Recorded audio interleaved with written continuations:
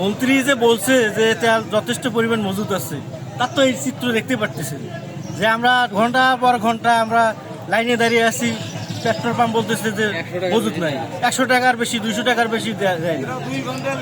সেটাও আবার 2 ঘন্টার পরে পাওয়া যায়, আবার অনেকে আবার ঘুরিয়ে যায়। ওই যে রাজা পাকসের মতো ঘটনা ঘটালে একেবারে তৃণমূল পর্যায়ে আসিয়ে ওনাকে নামে নিয়ে আসিয়ে ওনাকে ভালো করে বুঝিয়ে দিতে হবে রাজা পাকসের মতো, মানে বিবস্ত করিয়ে, তাহলে উনি বুঝবে যে হ্যাঁ পেট্রোল আছে কি না। আমরা জনসাধারণ ভুগতেছি এই রাত 8টা থেকে ওনারা আছে, অত তেল নেই। আমার গাড়িতে আমি এখান থেকে নিয়ে যেতে পারবো না। মন্ত্রী সাহেব তো তাই উনি বুঝি থেকে তেল পায়, তাই না? যার জন্য আমার মনে হয় এগুলো অবাস্তব কথাবার্তা বলে, দেশের সংকট সামনে চিন্তা ভাবনা করে না। কেন গাড়িতে তেল দেয় না, কিন্তু সিন্ডিকেট করে বাইরে ট্যাঙ্কি নিয়ে আসে, তাদেরকে তেল দেয়। আমাদের এখানে ছিলাম, 2টা গাড়ি এসেছিল, গাড়ি এসেছিল তেল নেই, ট্যাঙ্কি সব আছে। আমাদের গাড়ি 12 ঘন্টা 14 ঘন্টা পর্যন্ত রাত অতিবাহিত করে আমরা পেট্রোল বা ডিজেল পাচ্ছি না। তো এই জন্য তাদের সুদৃষ্টি দেওয়া দরকার।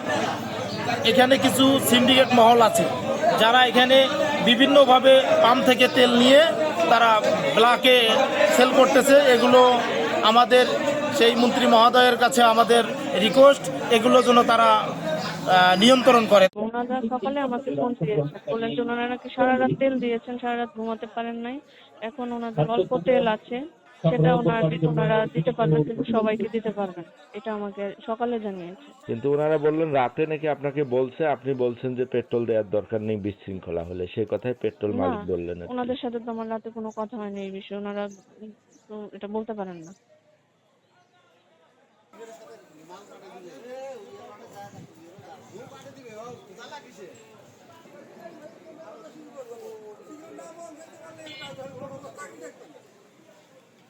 সম্ভব না।